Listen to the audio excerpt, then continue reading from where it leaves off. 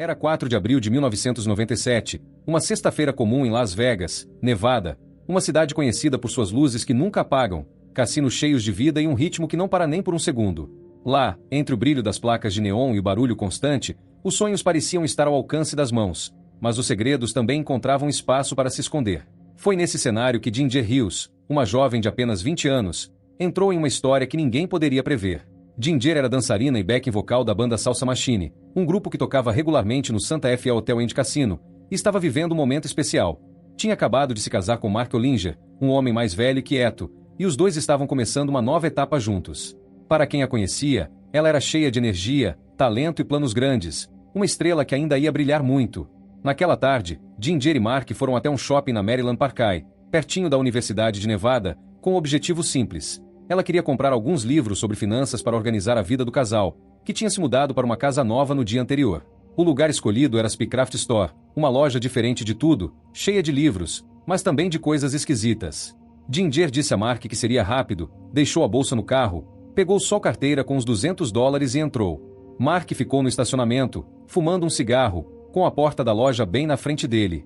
Os minutos passaram, e nada dela voltar. Ele esperou mais um pouco, olhou ao redor, achou estranho e resolveu entrar na loja, mas Ginger não estava lá.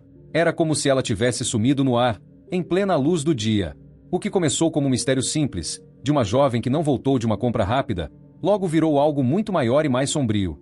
A busca por Ginger levou a polícia por um caminho cheio de pistas confusas, suspeitas que mudavam a cada dia e uma verdade que ninguém esperava encontrar. O caso dela deixou de ser só um desaparecimento e se transformou em uma investigação de homicídio brutal, com um assassino que guardava mais do que apenas o segredo daquele dia. Mas essa revelação só veio depois de muito esforço, lágrimas e reviravoltas que deixaram todos sem palavras. Ginger Hughes veio ao mundo em 14 de junho de 1976, em Las Vegas, Nevada, um lugar cheio de energia que parecia feito para ela. Era a filha mais velha de George e Denise Hughes, um casal que formou uma família unida e carinhosa. George trabalhava nos cassinos da famosa Vegas Strip, enquanto Denise, antes de se dedicar totalmente às filhas, era aeromoça em voos fretados. 3 anos depois do casamento deles, em 1973, nasceu Ginger, e em 1978 chegou Daniela, a irmã caçula que virou sua companheira inseparável. Os nomes das meninas tinham um toque especial. Ginger começava com G como pai, George, e Daniela com D como a mãe, Denise, uma ideia fofa que mostrava o quanto eles eram ligados. A família vivia no bairro de Untreat, uma parte antiga de Las Vegas, construída nos anos 1940, com casas espaçosas e um cinema que já foi ponto de encontro para gente de todo o país. Mesmo com o passar dos anos, Untreat guardava um charme simples, perfeito para criar as duas meninas em um ambiente acolhedor, mas pertinho do agito da cidade. Ela cresceu sonhando em brilhar em Las Vegas, uma cidade que nunca parava, com seus cassinos abertos dia e noite e turistas enchendo as ruas. Ginger queria ser uma estrela de verdade, talvez até Miss Las Vegas, como disse uma vez a mãe, e ter seu próprio show nos palcos mais famosos. Esse sonho não era só um capricho, ela levava a sério e fazia de tudo para chegar lá, com um jeito carismático que fazia todo mundo acreditar que ela ia conseguir. Na carreira, Ginger já estava dando passos firmes. Ela trabalhava como dançarina e backing vocal na banda Salsa Machine, que se apresentava regularmente no Santa Fe Hotel and Casino, um lugar conhecido na cidade. Não era ainda o papel de destaque que ela queria, mas era o começo, e Ginger sabia que precisava disso para crescer.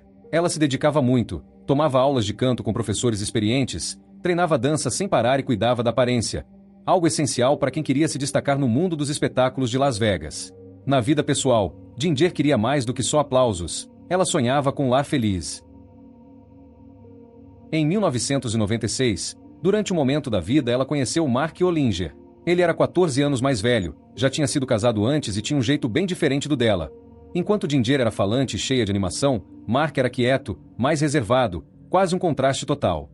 Os dois começaram a namorar, e mesmo com essa diferença, Mark se mostrou alguém que entendia os planos dela e a apoiava de coração. Em novembro de 1996, eles se casaram, e Ginger, com apenas 20 anos, viu nisso o começo de uma nova aventura. Os pais dela, George e Denise, no início ficaram receosos por causa da idade dele e do jeito tão oposto, mas logo aceitaram Mark quando viram o quanto ele era bom para a filha. O amor deles parecia forte o suficiente para superar qualquer diferença. Um dos momentos mais felizes dessa nova fase veio em 3 de abril de 1997, quando Ginger e Mark se mudaram para uma casa que conseguiram alugar com opção de compra no futuro. Era um lugar perfeito para os planos dela. Ficava perto do Las Vegas Strip, onde os hotéis e cassinos mais chiques brilhavam, mas também estava a poucos minutos da casa dos pais, mantendo a família por perto. A casa tinha um porão grande, e Ginger já imaginava transformá-lo em um espaço para ensaiar suas danças, algo que a deixava animada. Eles tinham acabado de chegar, com George ajudando a carregar as coisas, e Ginger estava cheia de ideias para fazer daquele lugar o lar deles. Para isso, ela sabia que precisavam organizar o dinheiro, já que tinham gastos com mudança, figurinos para os shows e as aulas de canto. Esse cuidado com o futuro mostrava o quanto ela era prática, mesmo com todos os sonhos grandes que carregava. Mas ninguém sabia que, menos de 24 horas depois, essa vida cheia de promessas ia mudar de um jeito que ninguém podia prever. Era 4 de abril de 1997, uma sexta-feira que começou como qualquer outra em Las Vegas. Por volta das 16 horas, Ginger Hills e seu marido, Mark Olinger, chegaram ao shopping na Maryland Parkway, uma área movimentada bem perto da Universidade de Nevada. O dia estava claro, e o lugar era cheio de lojas e gente passando, um cenário comum para quem vivia na cidade. Eles tinham acabado de se mudar para uma casa nova no dia anterior, e Ginger estava determinada a organizar as finanças do casal para, quem sabe, comprar aquele lugar que tanto gostaram. Por isso, ela decidiu ir atrás de livros sobre gestão financeira, algo que pudesse ajudar a planejar os próximos passos. Mark estacionou o carro, e os dois chegaram com esse objetivo simples em mente, sem imaginar que tudo estava prestes a mudar. O destino escolhido por Ginger era a Spycraft Store, uma loja que não era como as outras do shopping.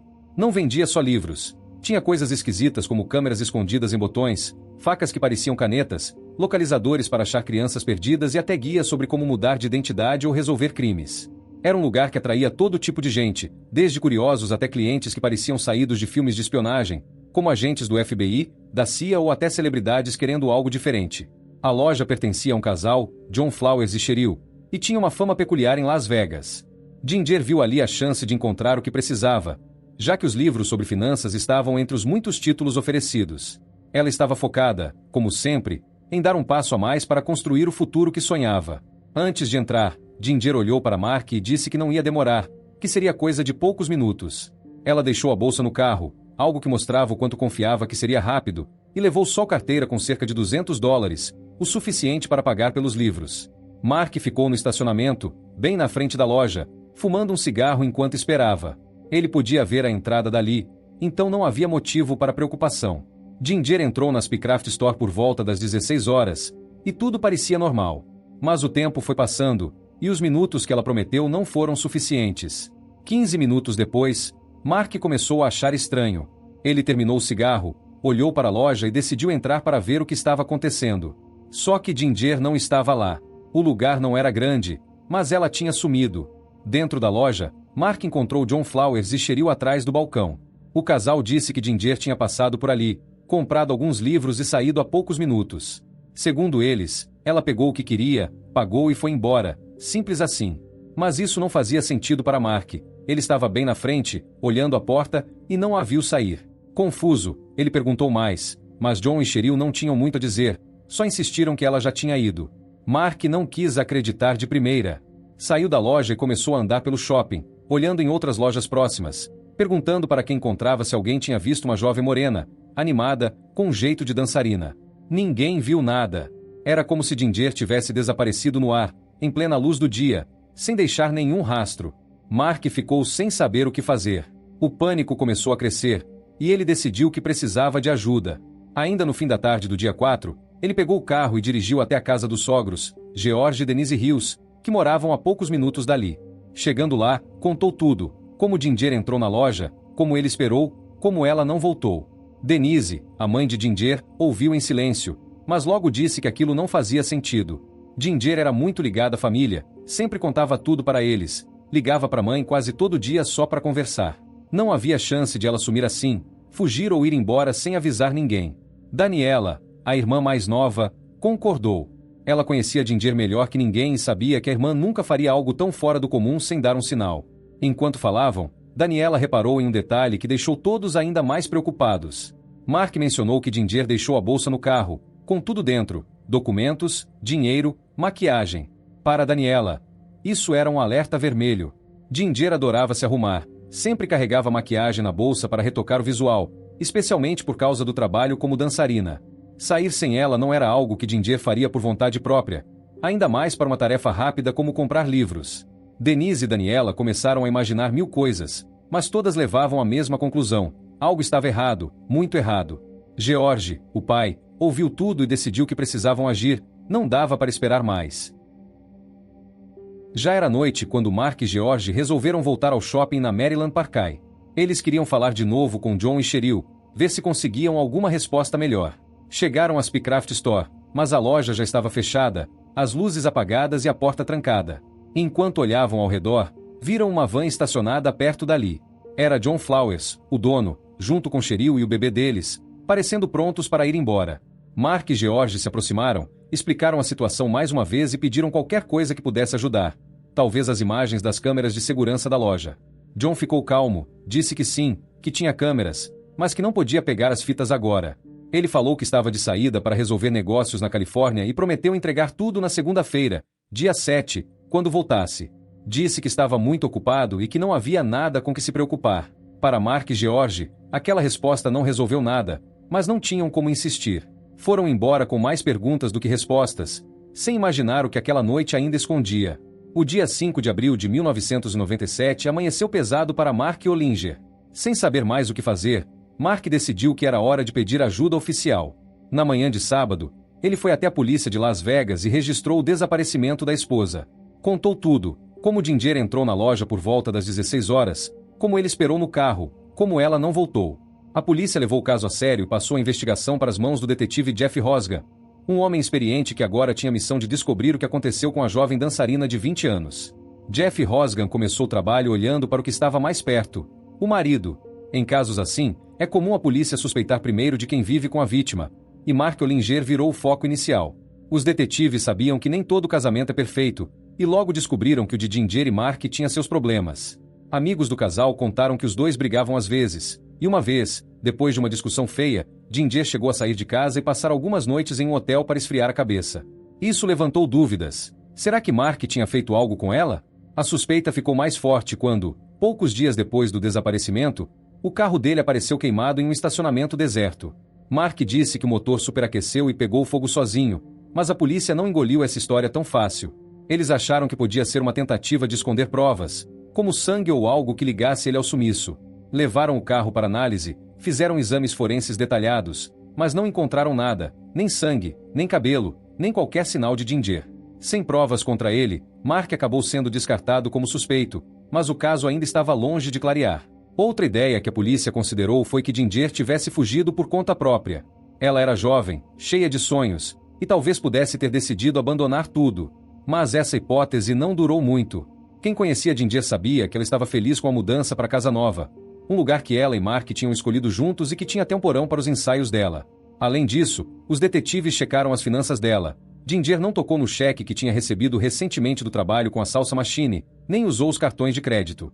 Ela também deixou a bolsa no carro, com maquiagem e tudo que sempre carregava. Para a família e para Rosgan, isso mostrava que Ginger não tinha plano nenhum de ir embora. Ela sumiu sem levar nada, e isso só aumentava o mistério do que tinha acontecido naqueles poucos minutos dentro da Spycraft Store. Com Mark fora da lista de suspeitos e a fuga descartada, a investigação virou os olhos para a loja onde Ginger foi vista pela última vez. O detetive Rosgan tentou falar com John Flowers, o dono, mas descobriu que ele não estava mais em Las Vegas. Tinha ido para Phoenix, como já tinha dito a Mark e George. Mesmo assim, a polícia não quis esperar. Uma equipe foi até a Spycraft Store com a permissão do gerente, já que não tinham um mandado oficial para vasculhar tudo. Chegaram lá esperando encontrar algo que explicasse o sumiço. A frente da loja parecia normal, com livros e gadgets de espionagem à venda, mas quando entraram na sala dos fundos, o clima mudou. O lugar tinha um cheiro forte de alvejante, aquele produto de limpeza que deixa tudo com cara de muito limpo, e na parede havia uma pequena mancha de sangue. Era pouca coisa, mas o suficiente para chamar atenção. Os policiais perguntaram sobre isso quando conseguiram contato com Flowers por telefone. Ele explicou, bem tranquilo, que um cachorro tinha sujado o chão e se machucado lá, e que o sangue era do animal. Disse que usou alvejante para limpar a bagunça, e era por isso que o cheiro estava forte. A polícia pegou uma amostra do sangue para testar, mas era tão pouco que não deu para analisar direito. Ficou só na palavra dele, por enquanto. Enquanto estavam na loja, os detetives pediram mais detalhes sobre o que Ginger fez lá dentro. John Flowers contou que ela entrou, olhou alguns livros, escolheu 2, um sobre como criar uma nova identidade e outro sobre assassinatos, e pagou com o dinheiro do carteira. Segundo ele, Ela saiu logo depois, e foi a última vez que a viu. Rosgan perguntou pelas câmeras de segurança, já que Flowers tinha prometido as fitas a Mark e George. Mas a resposta foi frustrante. John disse que a fita foi regravada por cima, como se fosse rotina, e que o recibo da compra também tinha sumido, perdido em algum lugar. Para a polícia, isso parecia estranho. Uma loja cheia de câmeras e gadgets de espionagem não ter um registro simples de uma cliente? O cheiro de alvejante, a mancha de sangue e as explicações de Flowers deixaram Rosgan com mais perguntas do que respostas. A investigação estava só começando, e o detetive sabia que precisava cavar mais fundo para entender o que realmente aconteceu com Ginger Hughes. O detetive Jeff Rosgan sabia que o caso de Ginger Hughes era mais complicado do que parecia, então começou a olhar para outras possibilidades. Uma delas era a chance de um stalker estar envolvido. Ginger era dançarina e backing vocal da Salsa Machine, uma artista que se apresentava no Santa Fe Hotel and Casino, e isso fazia dela alguém que chamava atenção. Em Las Vegas, uma cidade cheia de turistas e gente de todo tipo, não era difícil imaginar que ela pudesse ter atraído os olhos errados, alguém obcecado que a seguia por causa da beleza ou do talento. Rosgan perguntou por aí, conversou com a família e colegas dela, mas ninguém sabia de nada estranho. Não havia cartas esquisitas, nem pessoas suspeitas rondando shows, nem sinais de que Ginger estivesse com medo. A ideia do stalker ficou no ar por um tempo, mas sem nenhuma pista concreta, acabou não levando a lugar nenhum. Enquanto isso, o detetive ouviu mais sobre como Ginger estava antes de sumir. Amigos e colegas da banda contaram que ela nem sempre estava feliz com a carreira.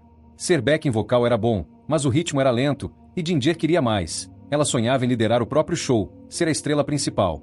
Essa frustração a fazia cobrar muito de si mesma. Alguns disseram que ela tomava pílulas para emagrecer, tentando ficar ainda mais no padrão que achava necessário para brilhar em Las Vegas. Isso preocupou Rosgan. Será que ela estava tão triste que poderia ter feito algo drástico? Mas quem a conhecia bem, como Daniela e os amigos mais próximos, garantiu que Ginger não estava em um buraco tão fundo. Ela podia estar impaciente com o trabalho, mas ainda tinha planos, ainda falava da casa nova com animação. Não havia sinal de depressão forte o suficiente para explicar o sumiço. Essas conversas ajudaram a entender Ginger melhor, mas não trouxeram a resposta que a polícia precisava. Tudo mudou em 5 de maio de 1997, quase um mês depois do desaparecimento. Caçadores estavam andando pelo deserto do Arizona, a umas 6 horas de carro de Las Vegas, quando acharam algo horrível, um corpo de mulher em uma cova rasa, mal escondido na areia. O lugar era isolado, longe de qualquer cidade grande, e o corpo estava nu, sem roupas ou documentos.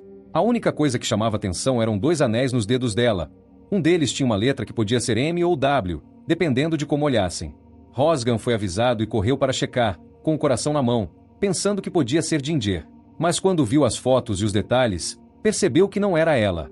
Ginger não usava joias assim, e a família confirmou que aqueles anéis não eram dela. O corpo virou um mistério à parte, chamado de Jane Doe, uma mulher sem nome que ninguém sabia quem era. Para a investigação de Ginger, foi um alívio, mas também uma frustração. Ainda não tinham achado ela, e o caso parecia cada vez mais perdido. A polícia então apertou o cerco na Spee Craft Store. Depois da primeira visita, quando acharam o cheiro de alvejante e a mancha de sangue, os detetives começaram a aparecer por lá com mais frequência. Clientes da loja notavam os carros de polícia parados na frente, os oficiais entrando e saindo, e o clima ficava tenso. John Flowers, o dono, não ajudava muito. Ele já estava em Phoenix, e quando Rosgan ligava, as respostas eram curtas, sempre com alguma desculpa. Dizia que não tinha mais nada para contar, que Ginger saiu da loja e pronto. A falta de colaboração deixava a polícia desconfiada, mas sem um mandado mais forte ou provas novas, era difícil ir além. Mesmo assim, Rosgan não desistia.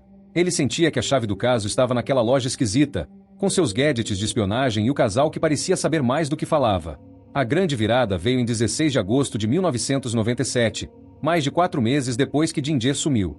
O FBI entrou em contato com Rosgan com uma bomba. John Flowers estava sendo investigado por vender escutas ilegais, aparelhos proibidos que ele oferecia nas suas lojas. E mais, ele tinha fugido, estava foragido, ninguém sabia onde. Isso acendeu um alerta na cabeça do detetive. Se Flowers era um criminoso, podia estar escondendo algo bem pior. A polícia foi atrás de Cheryl, a esposa dele, que ainda estava em Phoenix com o bebê. Quando a interrogaram, ela não aguentou a pressão e abriu o jogo, contando uma história que ninguém esperava. Disse que no dia 4 de abril, Ginger entrou na Spee Craft Store como Flowers tinha falado, mas aí ele pediu que Cheryl saísse para comprar filme para a câmera. Ela obedeceu, deixou o marido sozinho com Ginger e foi.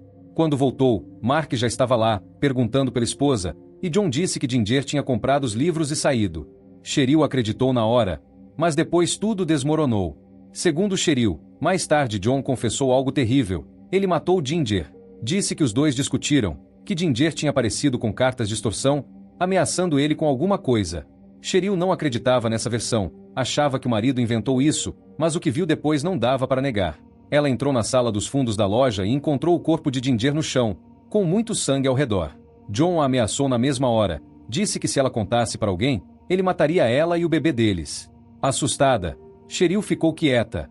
John então limpou o lugar com alvejante, embrulhou o corpo em sacos de lixo e jogou na van da família. Naquela mesma noite, 4 de abril, ele levou Cheryl e o bebê junto e dirigiu até o deserto do Arizona, perto de Florence. Lá, enterrou Ginger em uma cova funda e jogou concreto por cima para ninguém achar. Cheryl guardou esse segredo por meses, com medo, mas agora levava a polícia até o lugar exato. Quando cavaram, acharam o corpo. Tinha uma tatuagem na lombar, e o DNA confirmou, era Ginger Hughes. O mistério estava resolvido, mas de um jeito que partiu o coração de todos. Depois que Cheryl Flowers revelou a verdade em 16 de agosto de 1997 e levou a polícia ao corpo de Ginger no deserto, o detetive Jeff Rosgan sabia que precisava de provas sólidas para fechar o caso. A confissão dela era um começo, mas não bastava, era preciso achar sinais concretos do crime. Com a história de Cheryl na mão, a polícia voltou às Pycraft Store em Las Vegas, agora com um mandado de busca mais forte, que permitia virar o lugar de cabeça para baixo. Isso aconteceu poucos dias depois de encontrar o corpo, por volta de 18 ou 19 de agosto, cerca de 2 ou 3 dias após a descoberta no deserto. Na primeira visita, meses antes, eles já tinham visto o cheiro forte de alvejante e uma mancha de sangue na sala dos fundos, mas não puderam ir muito além. Dessa vez, foi diferente. Levantaram o carpete e acharam mais sangue, escondido ali embaixo, seco e espalhado. Levaram amostras para o laboratório, fizeram testes de DNA e o resultado não deixou dúvida. Era de Ginger Hughes. Aquela loja, que vendia gadgets de espionagem e parecia tão comum na frente, guardava prova de que algo terrível aconteceu ali. Enquanto isso, no deserto do Arizona, perto de Florence, o corpo que Cheryl apontou foi examinado com cuidado. A polícia já sabia que era Ginger por causa da tatuagem na lombar, mas a autópsia mostrou como ela morreu. Os médicos descobriram que a causa foi um espancamento brutal, com muitos golpes que quebraram ossos e deixaram marcas horríveis. Foi uma morte violenta, e os detalhes eram tão pesados que a polícia decidiu não contar tudo para a família Hughes. George, Denise e Daniela já estavam sofrendo bastante com a perda, e Rosgan achou melhor poupar eles dos piores pedaços da história. O que ficou claro era que Ginger não teve chance de escapar. Quem fez isso queria ter certeza de que ela não sairia viva. A cova com concreto por cima, que Cheryl descreveu, mostrava o esforço para esconder o corpo, mas agora tudo estava à vista. A investigação também olhou para Phoenix, onde John Flowers tinha outra loja Pycraft. Cheryl tinha dito que ele usou a van da família para levar o corpo ao deserto, e a polícia queria mais provas que ligassem ele ao crime. Quando revistaram a loja em Phoenix, acharam algo importante, uma pá jogada em um canto, com pedaços de concreto grudados na lâmina. Não era qualquer concreto. Os testes mostraram que era do mesmo tipo usado para cobrir a cova de Ginger. Aquela pá era a peça que faltava, provando que Flowers não só matou Ginger, mas também cuidou de enterrar ela de um jeito que achava que ninguém ia descobrir. Com o sangue na loja de Las Vegas, a autópsia no deserto e a pá em Phoenix, as evidências estavam alinhadas. O caso de Ginger Hughes agora tinha um culpado claro, mas quem era realmente esse homem chamado John Flowers? A revelação veio como um choque. John Flowers não era quem dizia ser. Na verdade, ele era Craig Leslie Jacobson, um homem de 26 anos que vinha fugindo de um passado sujo. Ele nasceu em Tampa, na Flórida, e desde cedo mostrou que tinha problemas sérios. Aos 10 anos, já dava sinais de que algo não estava certo na cabeça dele. Tinha paranoia, ouvia vozes femininas que não existiam, e os médicos diziam que ele sofria de transtorno de personalidade borderline e esquizofrenia. Por causa disso, passou um ano internado em uma clínica psiquiátrica ainda jovem, mas isso não mudou o caminho dele. Adulto, virou criminoso, foi preso por roubo, falsificação de documentos e até por agredir um policial. Em 1995, depois de ser condenado, ele fugiu da Flórida e sumiu, deixando a polícia para trás. Foi quando adotou o nome John Flowers e começou uma vida nova, escondido atrás de um disfarce. Craig Jacobson não ficou parado depois de fugir. Ele abriu 3 lojas Pycraft, uma em Las Vegas, outra em Phoenix e uma terceira na Califórnia, vendendo livros e aparelhos estranhos como escutas e câmeras escondidas. Usar um nome falso era o jeito dele de se manter fora do radar da polícia, enquanto ganhava dinheiro e vivia como se nada tivesse acontecido. Mas o passado dele não era só de crimes pequenos. Havia sinais de que ele era perigoso de verdade. Um ex-funcionário dele, Bernard M. Laughlin, contou coisas que gelaram o sangue de Rosgan. Bernard disse que Jacobson pagava entre 900 e $1.000 para ele tirar fotos de mulheres morenas em cassinos, sempre do mesmo tipo físico, como se tivesse um padrão. Um dia, achou 3 alianças no carro de Jacobson, joias que não faziam sentido ali.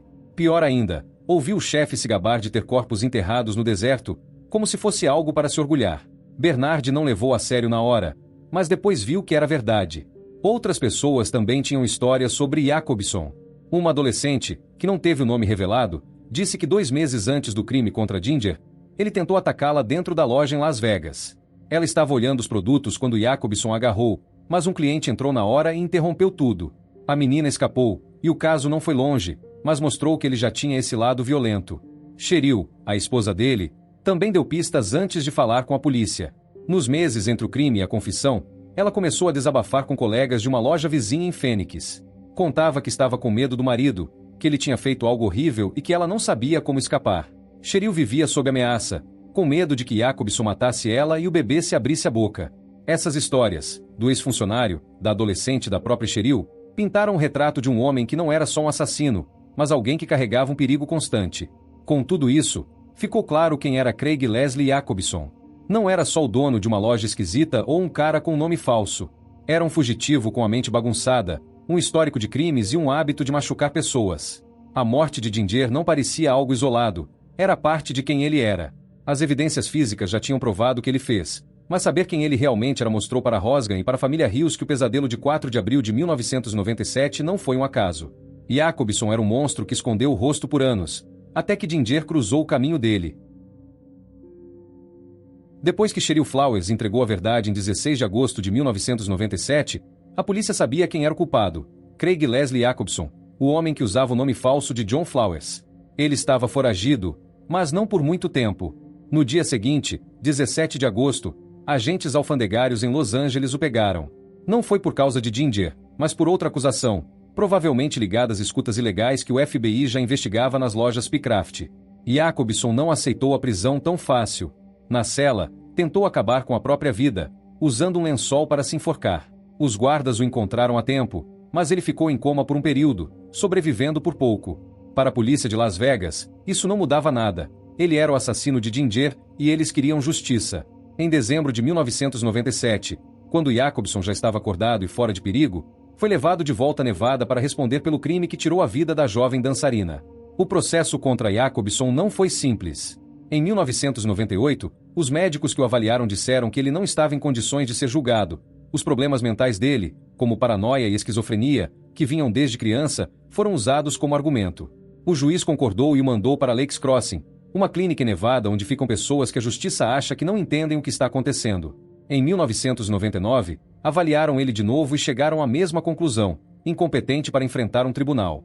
Só que nem todo mundo acreditava nisso.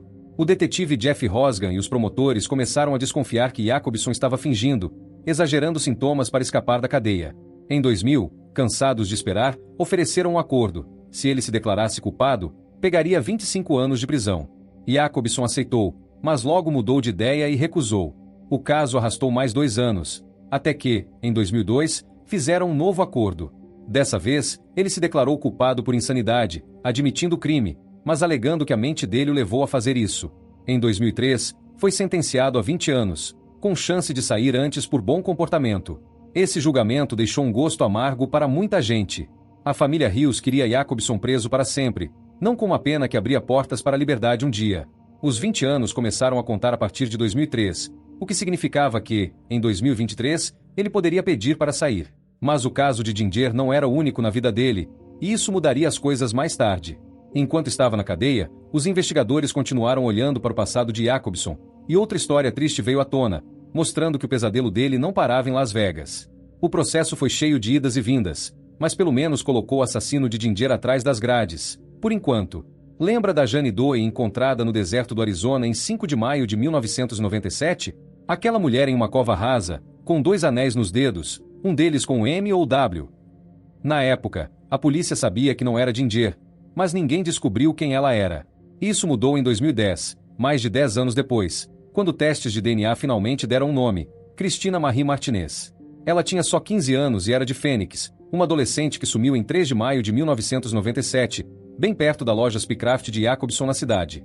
Cristina tinha saído de casa para ir à lavanderia, um lugar comum a poucos minutos de onde morava, e nunca voltou. O anel com M era dela, um detalhe que a família reconheceu e que confirmou a identidade. Só que o corpo dela não estava mais disponível. Depois de ninguém reclamá-lo em 1997, foi enterrado em um cemitério público e, com o tempo, perdido entre outros túmulos sem nome. A conexão com Craig Jacobson não demorou a aparecer. Enquanto ele estava preso pela morte de Ginger, os investigadores começaram a juntar as peças. Em algum momento, Jacobson confessou que matou a garota do deserto, mas deu uma história confusa.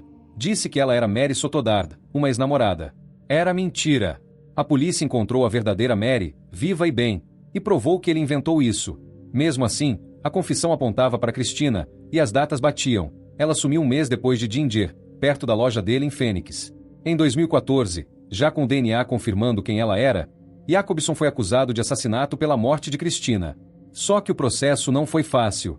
Em 2016, avaliaram ele de novo e, como antes, disseram que ele não podia ser julgado por causa da cabeça bagunçada. Anos se passaram, até que entre 2021 e 2022 fecharam outro acordo.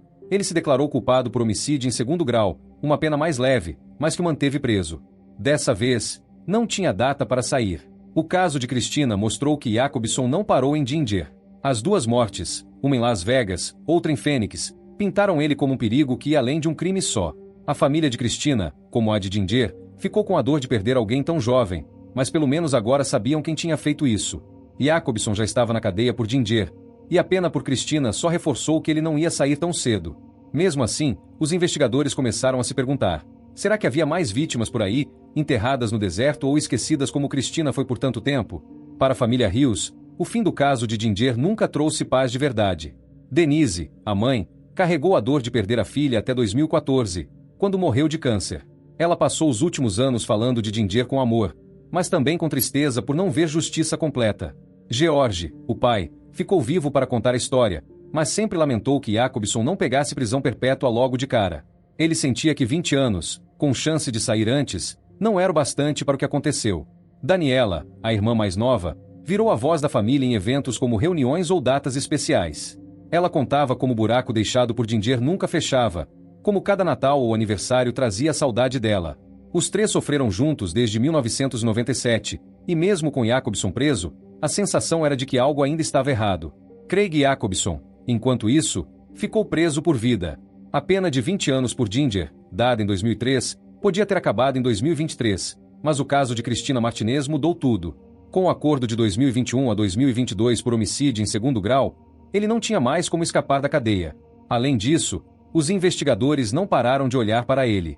Havia suspeitas de outros crimes, mulheres que sumiram em cidades onde ele tinha lojas, como Las Vegas, Phoenix e até na Califórnia. O ex-funcionário Bernard tinha ouvido ele falar de corpos no deserto, e isso ficou na cabeça da polícia. Não acharam provas suficientes para mais acusações, mas o nome de Jacobson virou sinônimo de alguém que podia ter feito muito mais mal do que já se sabia.